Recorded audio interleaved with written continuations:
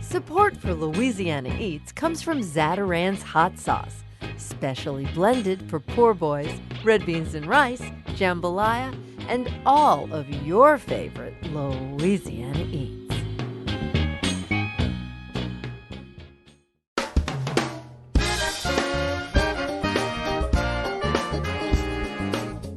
From our studios in the Southern Food and Beverage Museum in New Orleans, this is Louisiana Eats.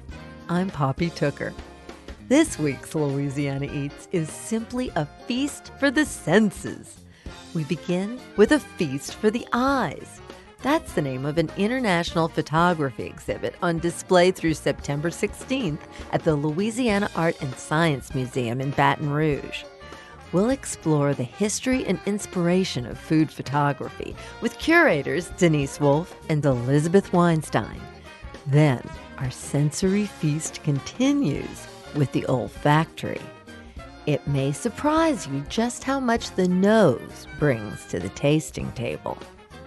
Author Molly Birnbaum recalls her personal nightmare when an accident robbed her of the sense of smell, potentially train-wrecking her dreams of a culinary career. And what about the sense of sight? Are there blind chefs? New Orleans' own Pinky Harris answers that question with a resounding yes. Pinky shares her inspirational story. Set the table. It's a feast for all the senses on this week's Louisiana Eats.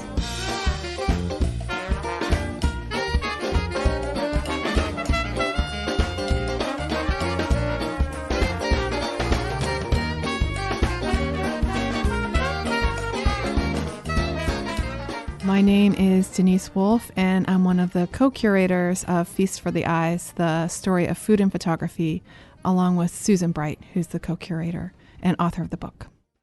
For as long as artists have rendered portraits of people, they've also portrayed the food that people eat. Denise and her co-curator Susan have put together an expansive collection of food photography, running the gamut from 1930s documentary photographs to the most cutting-edge experimental photography of today. Fortunately for us, the Feast for the Eyes exhibit began its tour at the Louisiana Art and Science Museum in Baton Rouge. Next stop on the tour? Amsterdam. New York-based curator Denise Wolfe met us at the museum for a tour of the exhibit before sharing the amazing collection's backstory. She began by describing the earliest forms of food photography.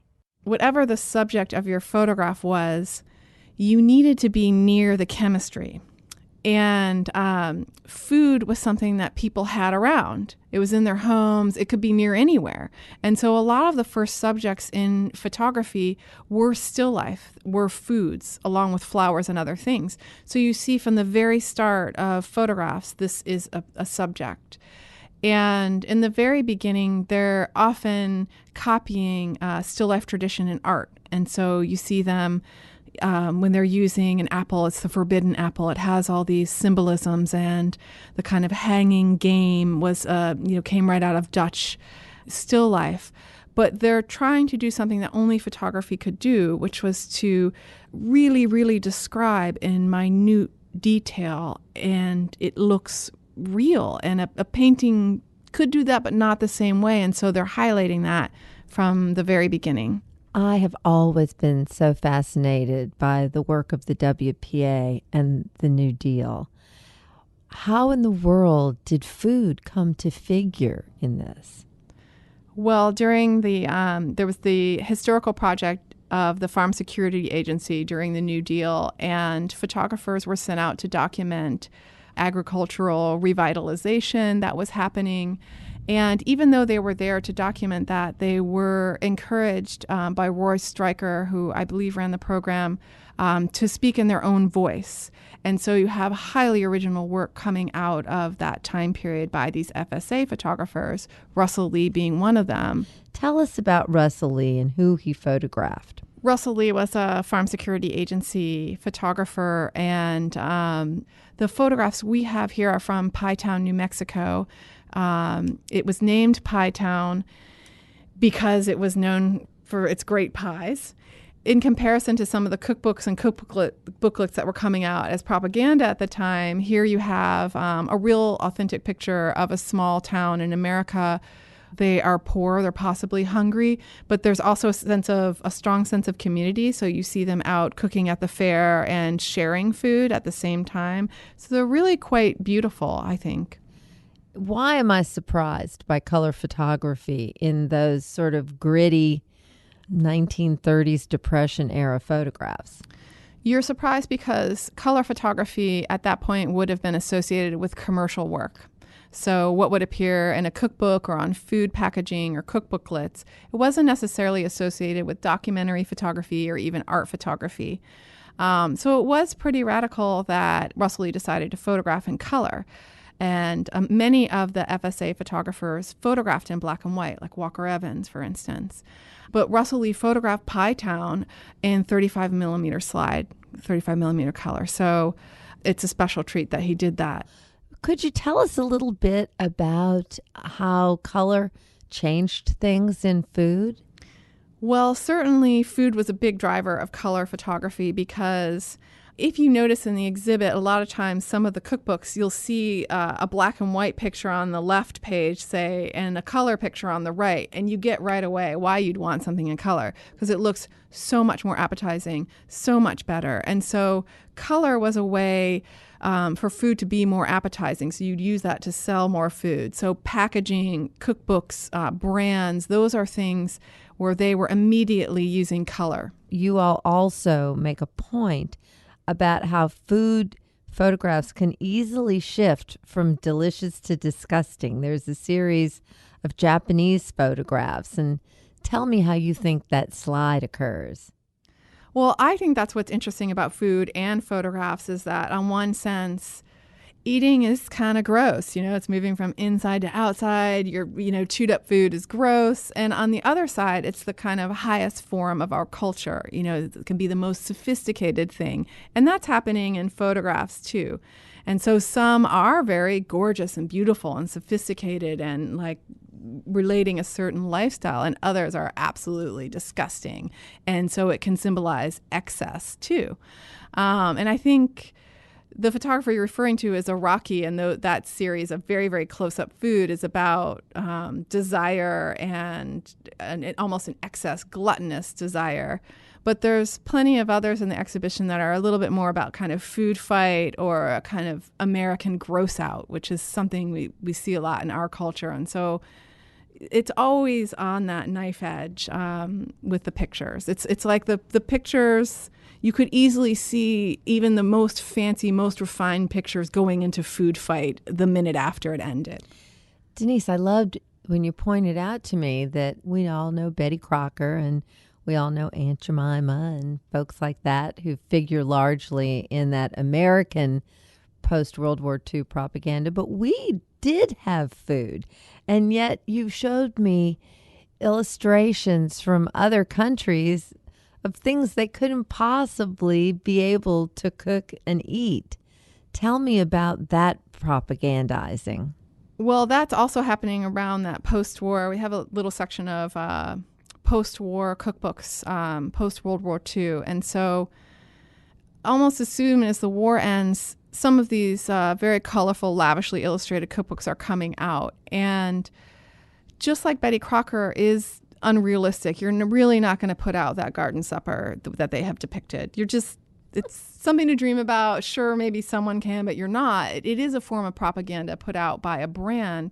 There's other cookbooks that are put out by the state. So there's this Russian book called the Book of Tasty and Healthy Food that was put out in the hundreds of thousands by the state. And those have these beautiful chromolithographs.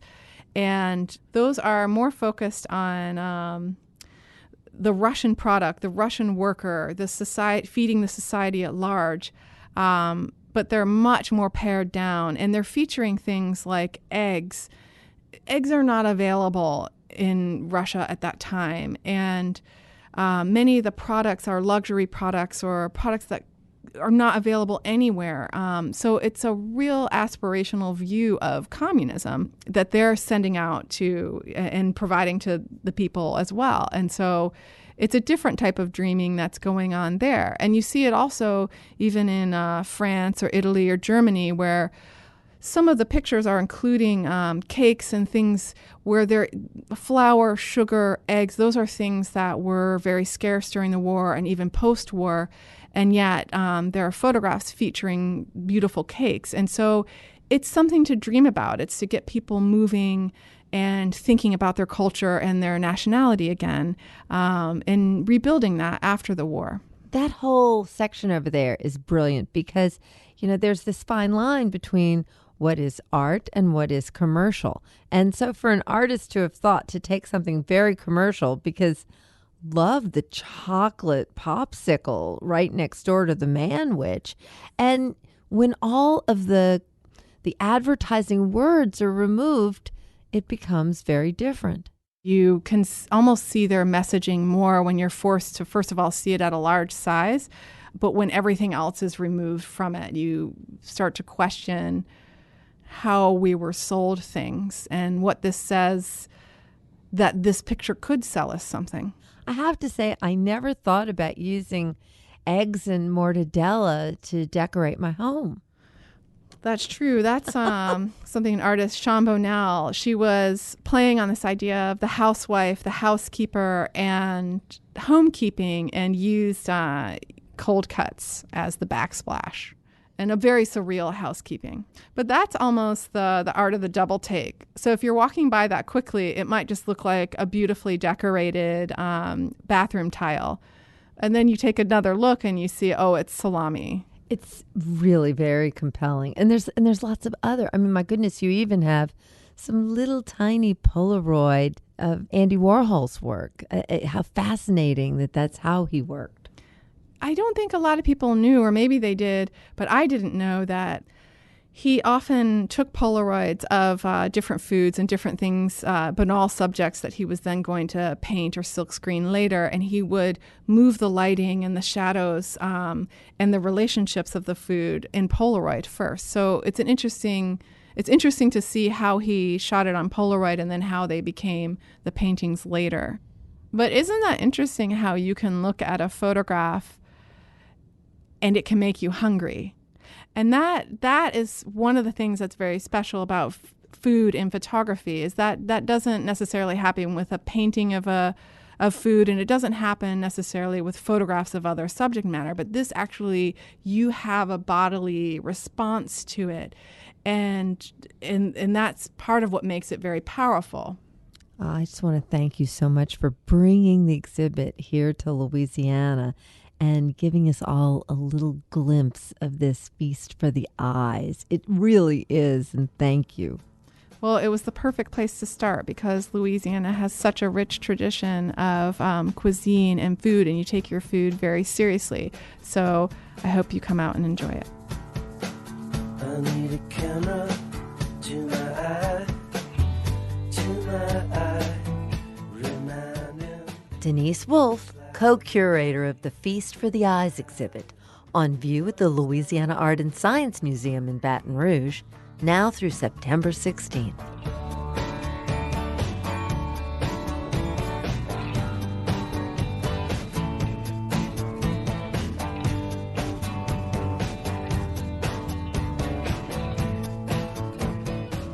Showcasing over 100 photos by everyone from Irving Penn to Cindy Sherman, the Feast for the Eyes at the Louisiana Art and Science Museum brings a lot to the table. But as we quickly discovered, the traveling exhibit is only the feast's first course. My name is Elizabeth Weinstein, and I'm the Assistant Director for Interpretation and Chief Curator at the Louisiana Art and Science Museum. To complement the traveling photography exhibit, Elizabeth Weinstein has worked to provide visitors with a whole gamut of food-related programming this year. Well, the Louisiana Art and Science Museum, obviously, is an art museum and a science museum, and we really strive to connect the two in as many ways as possible. It makes for a much richer experience. There's something for everyone. There is, for instance, an area where you can learn about calories and ride a bike. You can learn about My Plate, which I learned replaced the food pyramid that I had as a kid, to learn about balanced meals and nutrition. And then there's an activity that goes along with that. There are still lives that we set up to really hone in on the still life aspect of the exhibition and how photography began with that. But we went back to creating actual still lives where you can draw. We have several hands-on galleries in the museum. One is for our youngest visitors. We affectionately call it Discovery Depot because we're housed in a 1925 train station, passenger train station. And in that area, we heightened up the food activity where you can play in the kitchen, you can do a crawfish boil. We added some mini photography studios where they can set up their own food still life. Can't have real food in there, I'm afraid, but they can set up their own pretend still life and take a picture of it. And such an amazing adjunct part of this exhibit is your Food Glorious food display. Tell us about that. We involve local artists and Louisiana artists whenever we can. We have begun an annual series. This is the fourth one, called Capital City Contemporary, to really spotlight the contributions of artists to the vitality of our city and our state's art scene. Each time it's a different theme, no more than a dozen artists. And this year, of course, food was such a compelling topic, we actually changed the date of it from the fall to the summer to be able to be in companion with it. Different mediums, different styles. The artists are at different stages in their career.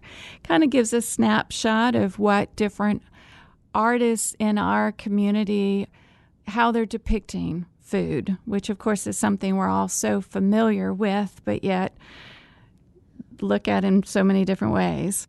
I am really proud of the incredible work that's been curated here locally at the museum. So thank you for your incredible work. And I hope everybody beats a quick path to your door because this is an exhibit that really shouldn't be missed. Thank you. Thank you very much.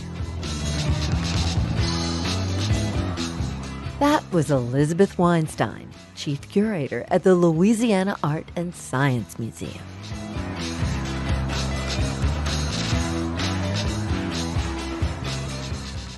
After a short break, author Molly Birnbaum shares the story of losing her sense of smell and how it changed her relationship with food forever.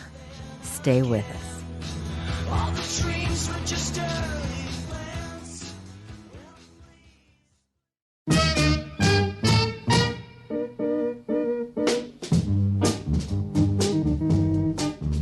I'm Poppy Tooker, and you're listening to Louisiana Eats, edible content for Louisiana food lovers.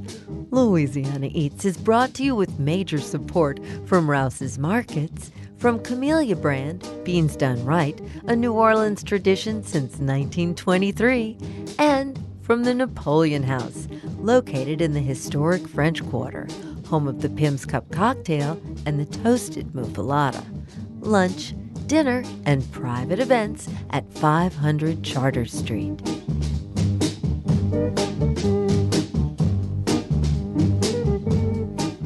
Do you have some Louisiana Eats on your mind?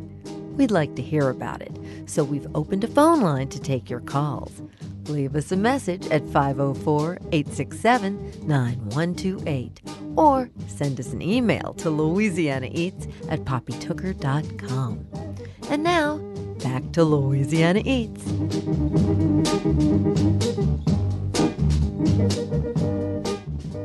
We now turn to the dynamo of senses, and one that's too often taken for granted: olfaction. In addition to guarding us against sour milk and stovetop fires, our sense of smell works together with taste to help us detect the flavors in our food.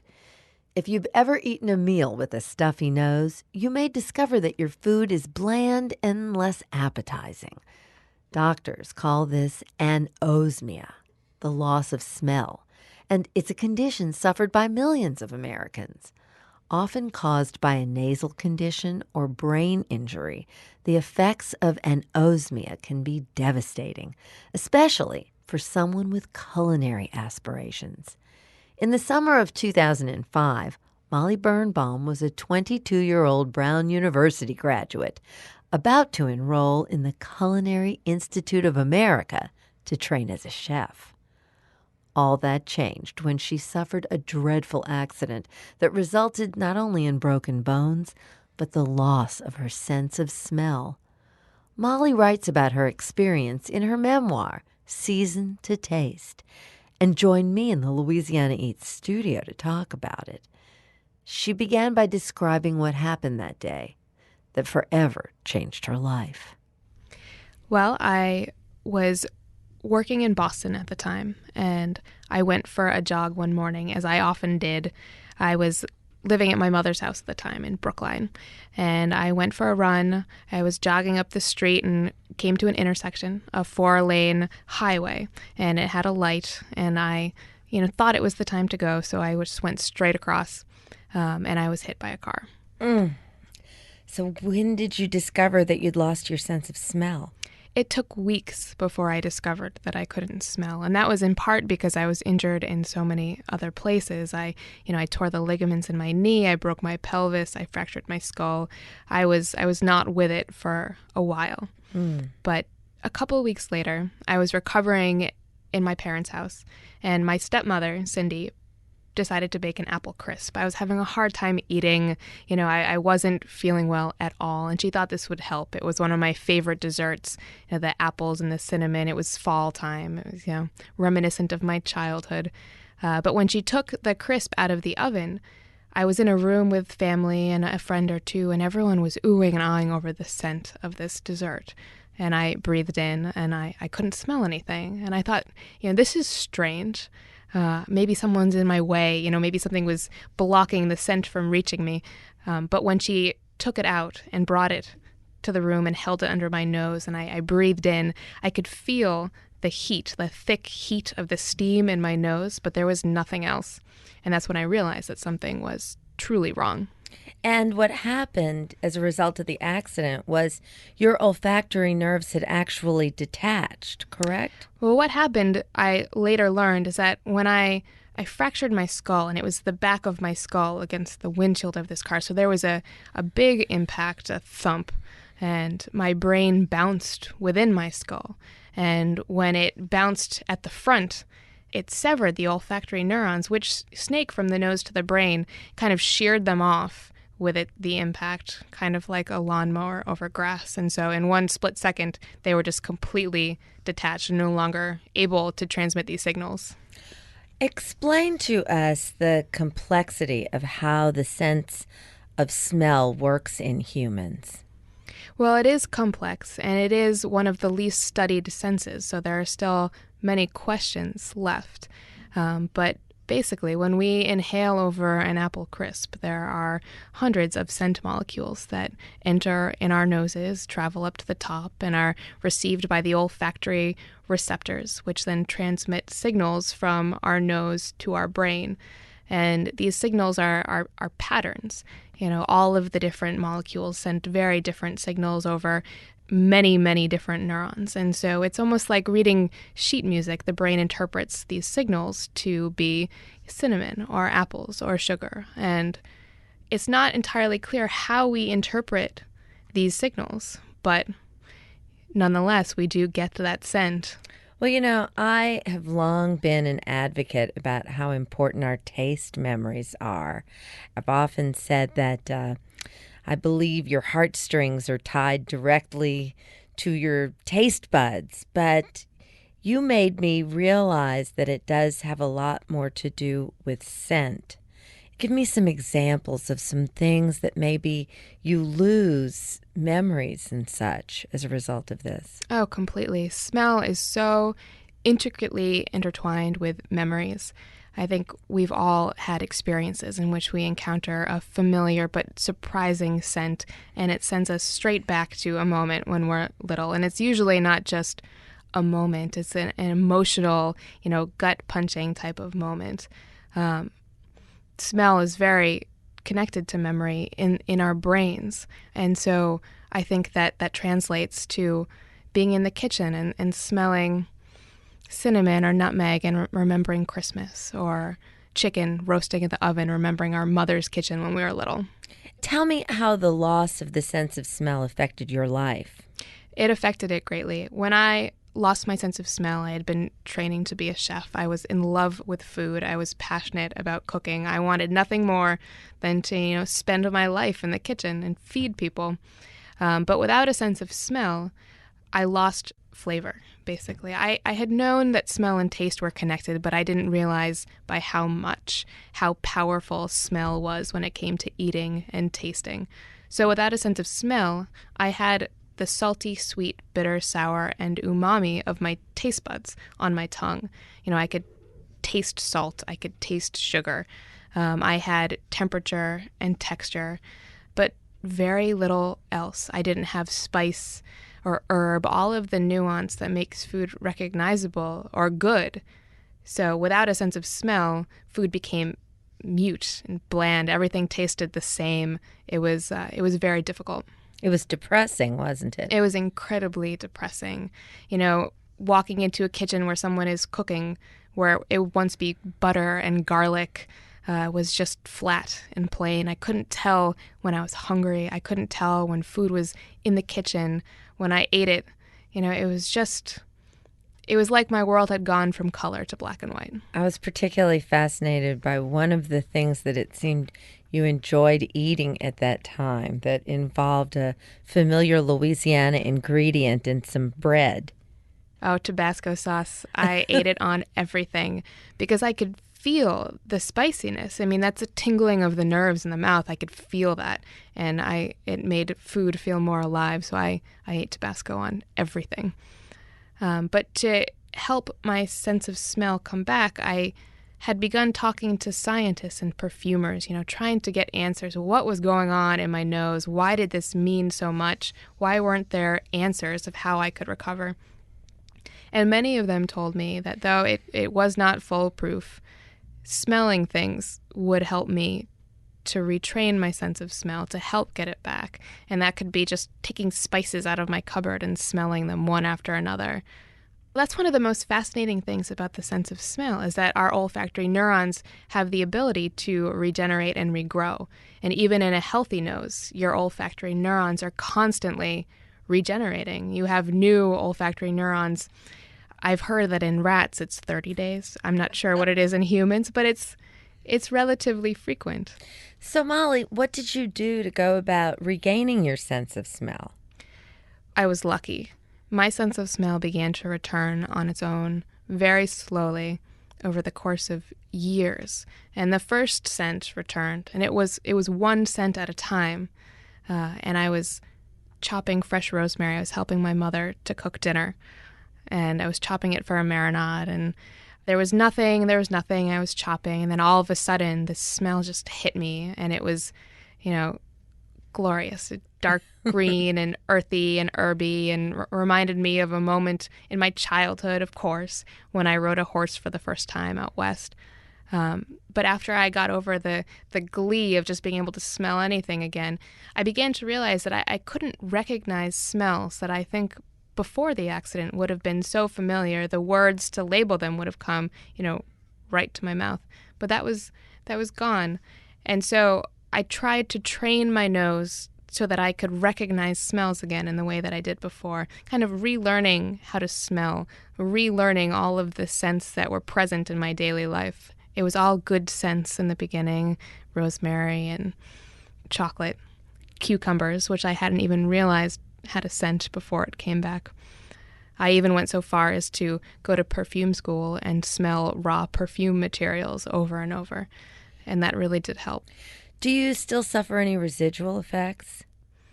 Well, I think that I can smell today, better than I could before. And I'm not sure that's because I can smell more or more intensely, but simply that I pay so much attention to scent now and smelling things and labeling things and just being aware. So I think that the only residual effects right now are good ones. A Season to Taste is a very personal and intimate look at your life. Why did you write the book? I wrote this book because when I lost my sense of smell, I felt so lost, frankly, and I didn't have answers. No one could tell me why this happened, what would happen to me in the future, and how I could make sense of my place within this disability. And through the course of these questions, I began to meet hundreds of people who had likewise lost their sense of smell and felt its effects as much as I did. So I knew that I wasn't alone, and I knew that other people also didn't have answers. So as I went through this process talking to scientists and perfumers and chefs and flavorists, I realized that there was a story to tell here that was much larger than my own. In America, 1 to 2% of the population cannot smell, which translates to millions of people. And you can lose your sense of smell through a head injury like mine, or simply a cold. A virus can wipe it out.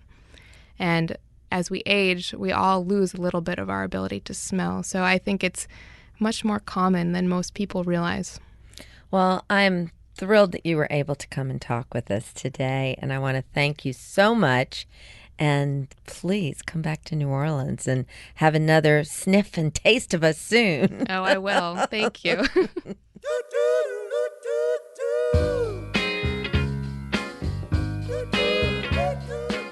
Molly Birnbaum, author of A Season to Taste. I was looking for someone to love me. I looked indoors, outdoors, behind doors, even back doors, and all the time she was right there under my nose. People from all around the world know the iconic sights and gyrating sounds of New Orleans, but only the locals know it by another sense. Writer Scott Gold brings us this ode to the olfactory. When people fall in love with New Orleans, a phenomenon that happens on a daily basis around here, they're wont to wax poetically about the familiar qualities that make this city such a special and enchanting place. But all of this gushing tends to leave out a single and singular fact of life in the Crescent City. This town, for lack of a better word, smells. For me, it all starts with the Holy Trinity and the Pope. No, I'm not talking about religion. I'm talking about cooking. The base for all great Cajun and Creole dishes is our local version of mirepoix, a classic combination of chopped carrots, celery, and onions used to initiate stocks and stews and so forth in traditional French cuisine. Only in New Orleans, this trinity substitutes green bell peppers for carrots and adds garlic, known colloquially here as the Pope, owing to the bulb's similarity to a papal headpiece. Proust had his Madeleines. I have the Holy Trinity. And food-wise, it's not just the scent of sautéing trinity that rings my nostalgia center like a cathedral bell. There's coffee. I spent my latter high school years studying in local independent coffee houses, long before the advent of venti iced mocha pumpkin spice skinny frappuccinos. The smell of the place, the richness of those dark beans with chicory, will always bring me back to those beautiful moments, if only for a short spell. Then, of course, there are the distinctive smells of the Big Easy that aren't easily, or even possibly, replicated elsewhere. Our abundant natural splendor factors in heavily here. Anyone who isn't entranced by the olfactory dynamite that sets off during a New Orleans spring probably doesn't deserve to be here in the first place. Between the Confederate jasmine, the sweet olive, gardenias, magnolia flowers, and, if you're lucky, blooming angel's trumpets, it's difficult, if not impossible, for a person's nose to not fall headlong in passionate love with this town. Then we have the smells of carnival season. Cheap plastic beads, cotton candy, king cake, diesel fumes, that unmistakable green and skunky aroma of something illicit somewhere, and, this must be mentioned, the singular scent of Popeye's chicken and biscuits. Being able to identify the smell of Popeyes blindfolded at the drop of a hat should be a litmus test for anyone wanting to call themselves a local in the city. which is not to say that all New Orleans smells are favorable ones. Along with all the glorious scents of the Crescent City, we also have that heady perfume of rue bourbon, a pungent brew of stale beer, cigarettes, manure from the tourist buggies and police horses, hot garbage, hobo body odor, and that unmistakable smell of whatever horrifying toxic brew lives in the craggy potholes of the quarter. If you distilled the essence of this combination into an atomizable liquid, I'm sure it would quickly be banned by the Geneva Convention as an agent of chemical warfare. But for all the cringing these scents might cause, they're worth it for the good ones, the magical ones that enrapture, ensnare, and envelop us so deeply and completely in a way that no other city can. So you can keep your Madelines, Marcel. I've got my sautéed Trinity, my Confederate Jasmine, my boiled crawfish, and yes, even Bourbon Street. And I wouldn't trade those for the world.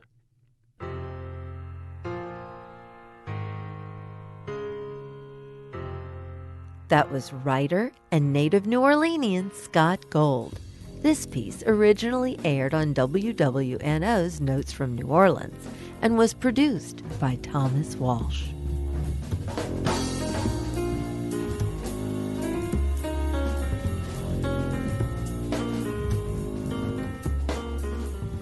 Now that we've done so much olfactory exploration, what about the nose of wine?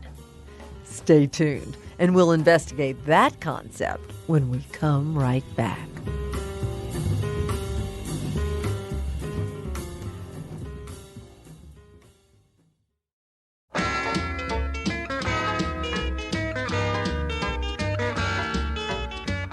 I'm Poppy Tooker, and you're listening to Louisiana Eats, edible content for Louisiana food lovers.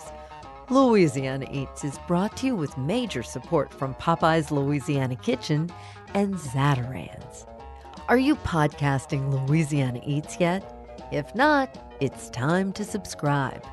Our latest podcast explores the life and work of Italy's most renowned butcher, Dario Cucini, one of the most inspiring culinarians I've ever had the pleasure to meet. Dario and his recent apprentice, Richard Brennan III, are slated for an upcoming edition of Louisiana Eats, but our podcast listeners will be treated to a meaty serving of the man who's been described as a personality, a celebrity, a theatrical host, a showstopper, and a butcher extraordinaire.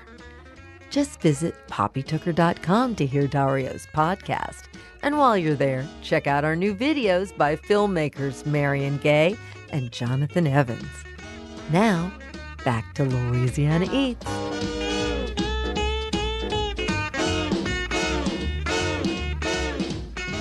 Here's this week's culinary quiz question, brought to you with support from Popeye's Louisiana Culinary Institute.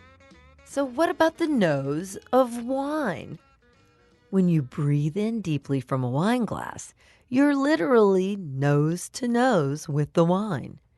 Your nose identifies aromas through orthonasal olfaction. The wine's nose offers the grape derivatives of fruit, herbs, and flowers, while secondary aromas come from how the wine was made, and then the tertiary aromas come from aging, either in oak casks or in the bottle.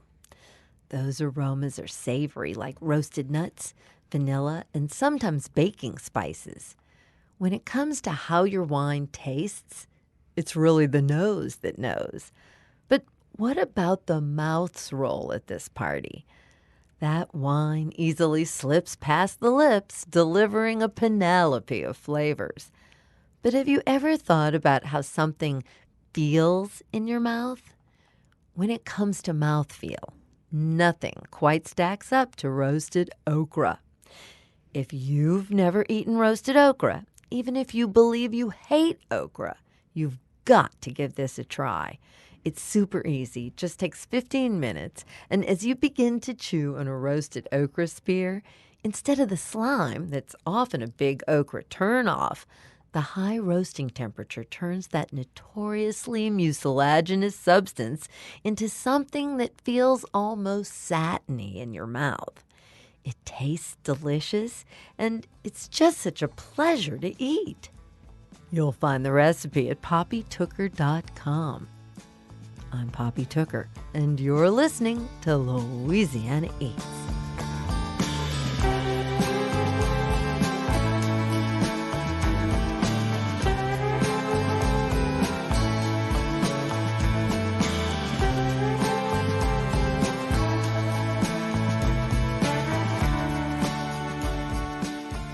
Becoming a professional cook is no small undertaking for any person. But for Pinky Harris, learning to cook brought up an entirely different set of challenges because Pinky has been legally blind since birth. But this hasn't stopped her from working in some of Louisiana's finest restaurants and opening her own businesses. Pinky joined us in the studio to share her incredible story. Hi, my name is Pinky Harris. I was born in a very small town in Virginia. Went to public school, grew up, went to Virginia Tech, where I majored in hospitality and tourism management. And once I figured out I could come to culinary school in New Orleans, I basically didn't look anywhere else. I knew that this is where my soul belonged, and I followed it home. Tell me about your culinary training, your tour through New Orleans. Who all have you worked with? I started at Baco, worked the pantry and the pizza station there. The wood-burning pizza oven was one of my favorite stations I've ever worked. Then I moved on to Bella Luna. This really dates me. And made bread and did pastry with them for almost a year. Then I went to Muriel's as a pastry assistant. Then actually I went to Drago's as a pastry chef there. Then back to Muriel's, this time as a line cook, where I worked my way up, and Mandina's after the storm.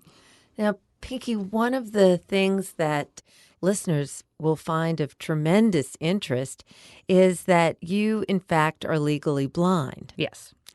You've been blind since when? Since birth. It's actually a genetic mutation called albinism. When you're sitting in biology class in high school, you probably learned about it. It's a double recessive gene.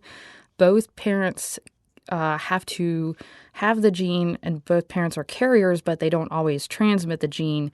So they both have to transmit that gene to the child, and it's basically 1 in 50,000 are the odds that somebody will be albino. That's amazing. Explain the extent of vision. I'm very lucky in that I have a wide range of vision. I have, good peripheral vision. I don't have it's pretty much the same across the whole field of view that I have. The legally blind limit is 20 over 200, and I probably have 20 over 600, which I suppose if you want to quantify it in layman's terms, it's what someone with 20/20 would see at 60 feet is what I see at 1 foot. Print-wise, I see colors extremely well and variation of color extremely well, so I'm very blessed in that neighborhood. I can see things, but not the detail within those things. When I thought about how it would be to be legally blind and working in a restaurant kitchen, I thought to myself, my goodness, a restaurant kitchen is kind of a dangerous place. Kind of is. Yeah, filled with sharp objects and fire. Everything's hot, heavy, or sharp. So has that been a challenge in any way? I will definitely admit, and anybody who's ever worked with me sitting out there listening will know that I have run into some things and tripped over some things in the floor and run into things periodically. And, we all get cuts and scrapes and burns and things like that. And that's part of the territory. I wouldn't say that it's any more dangerous for me. I may run into the steam kettle if it's down, or, if somebody leaves a Cambro in the middle of the floor, I'll probably surely trip over it. But other than that, it's just, the same obstacles and, the same thing that everybody else deals with in the kitchen. Yeah, we've all got those wicked brew burns, don't we? Yes, exactly. Basically, the thing that really is impacted by my vision is the tickets. Can't read the print on the tickets. I have a small telescope that I use that's, if you can envision a pair of binoculars, but it will also focus very close up. So I have a tremendous range of vision with it. And so I can pull out of my pocket and read the tickets when I need to. But for, regular cooking tasks, I really don't need it. After spending over a decade working in commercial kitchens, in 2012, Pinky applied to become part of the Randolph-Shepard program. Shortly after receiving her operating license in 2014, she became manager of her own place, the snack bar inside the criminal court building at Tulane Avenue in New Orleans. Pinky's in the Court became a refuge for judges, attorneys, and jurors looking for a cup of coffee and a healthy meal. Pinky explained to us what the Randolph-Shepard program is all about. Jennings Randolph and Mr. Shepard were actually senators, and they are the two that sponsored the bill, which became known as the Randolph-Shepard Act. It's a federally mandated program. It was initiated in 1936 by an act of Congress, and it gives legally blind individuals priority on federal and state properties to run concession stands, and that varies wildly. It can be vending machines all the way up to a full-service cafeteria. That is so interesting. Yeah, it's a great program. What happened back in the 30s that caused them to create that? I think it was, part of the Great Depression, and the unemployment rate amongst legally blind people is astounding. It's 70 to 75%. And, it's mainly because of discrimination, and people feel that, blind individuals are a liability, so they don't want to hire them. So it was a way for blind people to have more employment opportunities, really. At its peak, in, I believe, the 80s, early 90s, there were 3,500 Randolph-Shepard vendors across the country. It's down to around 2,500 now. That's really interesting. And the things that we live a long life and never know. Never know. And you've run into Randolph-Shepard vendors and not known it at most courthouses and state buildings. In every building except the Capitol. In the Capitol complex in Baton Rouge, we have Randolph-Shepard stands there. Fort Polk, actually, in Louisiana, is run by a blind vendor. So all kinds of different places. In 2017, Pinky opened up a new place in Gretna. She's now owner and manager of Pinky's Cafe, a sandwich shop found in the Jefferson Parish Government Complex. And if she wasn't busy enough these days, Pinky is now part owner and manager of a private venture, Bayou Throws, an operation that makes custom Mardi Gras beads and necklaces. Pinky, I was told that you would be a real inspiration to meet, and you, in fact, are. Oh, thanks. I just do what I do. And well, thank you so much for coming to talk with us. Thank you, Poppy. I appreciate it.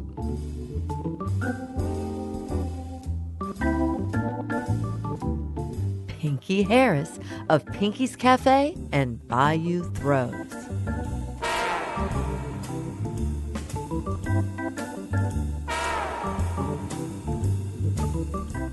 That's it for this week's edition of Louisiana Eats, edible content for Louisiana food lovers. Have you missed an episode of Louisiana Eats? Hear today's show or catch up on previous editions anytime online at itsneworleans.com. And if you're not podcasting, it's time to subscribe.